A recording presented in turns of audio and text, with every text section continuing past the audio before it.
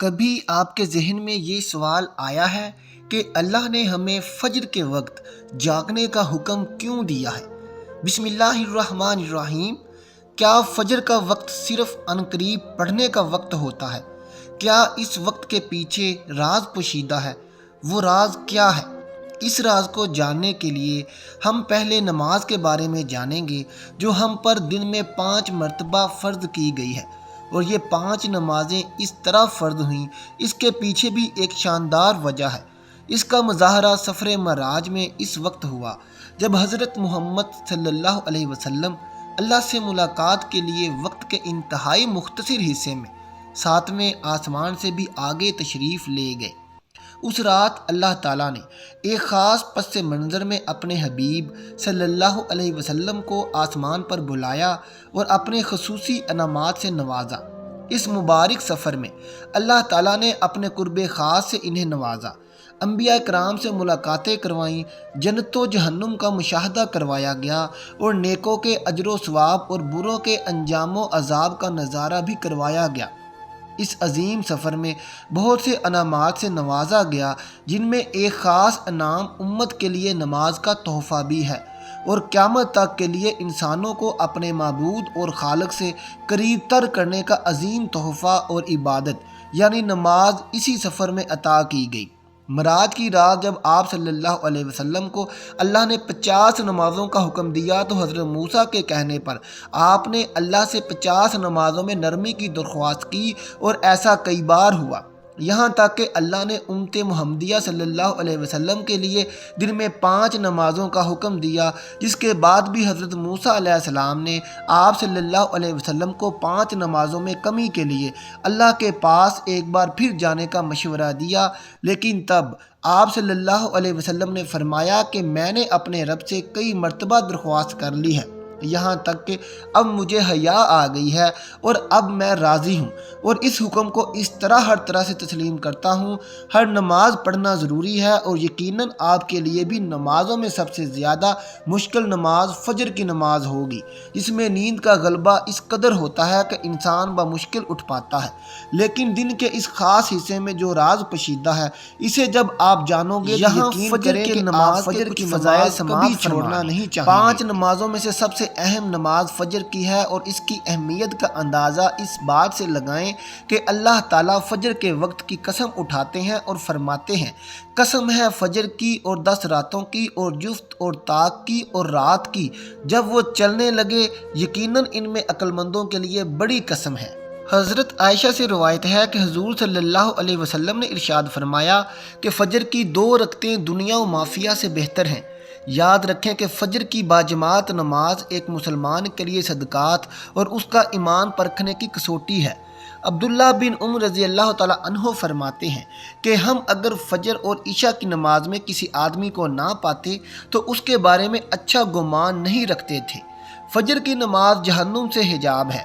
جناب رسول صلی اللہ علیہ وسلم نے فرمایا، جو شخص سورج نکلنے سے پہلے اور سورج ڈوبنے سے پہلے کی نمازیں یعنی فجر اور عصر پڑھتا ہے، وہ ہرگز جہنم کی آگ میں داخل نہیں ہوگا۔ فجر کی نماز جنت کی ضمان ہے۔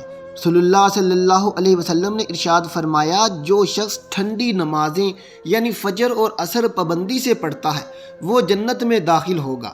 فجر کی نماز نہ پڑھنے پر واحد حضرت عبداللہ رضی اللہ تعالیٰ عنہ سے روایت ہے کہ رسول اللہ صلی اللہ علیہ وسلم کے سامنے ایسے شخص کا تذکرہ کیا گیا جو صبح ہونے تک سوتا رہتا ہے، یعنی فجر کی نماز ادا نہیں کرتا ہے، تو آپ صلی اللہ علیہ وسلم نے ارشاد فرمایا، ایسے شخص کے کانوں میں شیطان پیشاب کرتا ہے۔ ناظرین، فجر کی نماز کے لیے کس طرح اٹھیں، آئیے اب یہ بھی آپ کو بتاتے ہیں۔ نمبر 1، رات کو حتی المکان جلدی سو جایا کریں تاکہ صبح جلدی اٹھ سکیں۔ نمبر 2، سوتے وقت فجر کی نماز جماعت سے ادا کرنے کا پختہ ارادہ کریں اور ارادہ کرنے میں مخلص بھی ہوں تاکہ آپ اٹھ سکیں۔ نمبر 3، ایسے اسباب اختیار کریں جن سے فجر کی نماز کے لیے اٹھنا آسان ہو، مثلا الارم وغیرہ لگا کر اور مناسب وقت پر الارم سیٹ کر کے اسی کو اس جگہ پر مناسب جگہ پر رکھ کر سوئیں۔ اگر ان امور کو سیٹ کر کے سوئیں گے تو انشاءاللہ فجر کی نماز جماعت کے ساتھ ادا کرنا آسان ہوگا۔ پھر بھی اگر کسی دن اتفاق سے بیدار ہونے میں تاخیر ہو جائے تو جس وقت بھی آنکھ کھلے سب سے پہلے نماز ادا کر لیں۔ انشاءاللہ تاخیر کا کوئی گناہ نہیں ہوگا، لیکن اس کو معمول بنانا گناہ پر مداوت کرنا ہے جو کسی بھی طرح جائز نہیں ہے۔ نمبر 4، اگر آپ کے گھر میں کوئی صبح اٹھ کر بڑا نماز پڑھتا ہے تو اسے کہہ دیں کہ ہمیں بھی صبح کے وقت اٹھا دیں۔ ساری رات جاگنے کے بعد فجر کے قریب کچھ دیر نیند آ جاتی ہے، لیکن وہ نیند جسم کو پرسکون نہیں رکھتی، جس کی وجہ سے اکثر لوگ جاگتے جاگتے اور ہر قسم کی دوائیوں کے استعمال کے باوجود جب سو نہیں پاتے تو وہ اللہ سے یہ سوال ضرور کرتے ہوں گے کہ اے اللہ مجھے نیند کیوں نہیں آتی؟ آخر کیا وجہ ہے؟ بہت کم لوگ ہوتے ہیں جو اس کیفیت میں اپنے اندر پیدا ہونے والی اس آواز کو سن پاتے ہیں جس میں ان سے کہا جاتا ہے کہ بستر سے نکلو، نماز پڑھو، اللہ کا ذکر کرو۔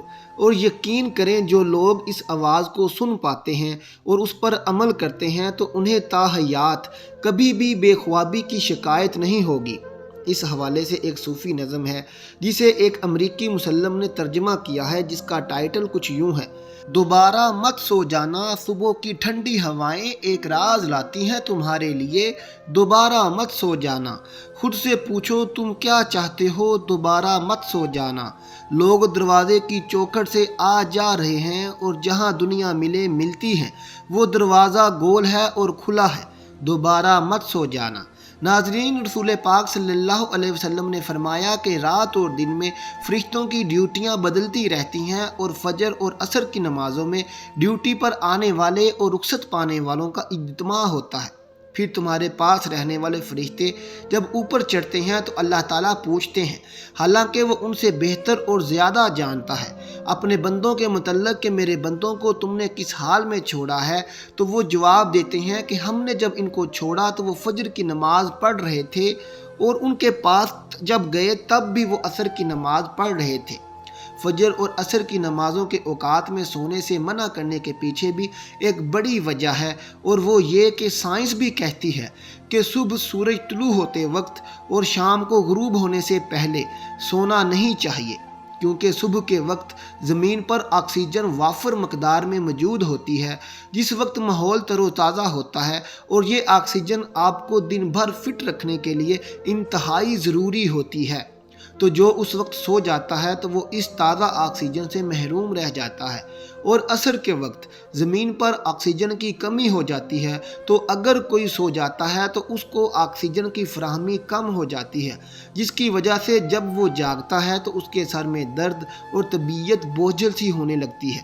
اور یہ بڑی وجہ ہے کہ دین اسلام میں ان دونوں اوقات میں سونے سے منع فرمایا گیا ہے۔ نماز فجر کے بارے میں ایسے بے شمار فضائل اور بھی ہیں، اگر انسان ان کو جان لے تو کبھی کوتاہی نہ کرے۔ صلی اللہ علیہ وسلم کا فرمان ہے، اگر وہ لوگ عشاء اور فجر کی فضیلت کے بارے میں جانتے تو وہ ضرور نمازوں میں حاضر ہوں گے، چاہے ان کو خود کو گھسیٹتے ہوئے ہی نہ آنا پڑے۔ اب آپ خود اندازہ کیجئے کہ ان نمازوں کی کتنی فضیلت اور اہمیت ہے۔ اللہ تعالیٰ سے دعا ہے کہ اللہ تعالیٰ ہمیں نیک اعمال کرنے، اپنے بڑوں صحابہ اکرام، اولیاء اکرام اور اللہ کے نیک بندوں کی عزت و تکریم کرنے کی توفیق عطا فرمائے، آمین ثم آمین۔ ناظرین، آخر میں کمنٹ باکس میں ایک بار اللہ ضرور لکھ دیں۔ ملتے ہیں آپ سے اپنی اگلی ویڈیو کے ساتھ، تب تک اپنا اور اپنے پیاروں کا بہت خیال رکھیے گا۔ اللہ حافظ۔